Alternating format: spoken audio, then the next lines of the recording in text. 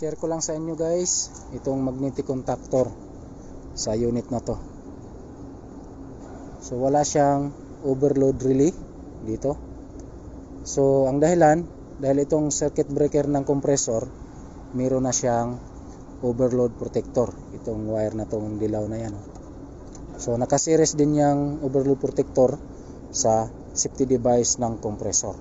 Kaya yung design ng magnetic contactor sa unit na to, ganyan lang.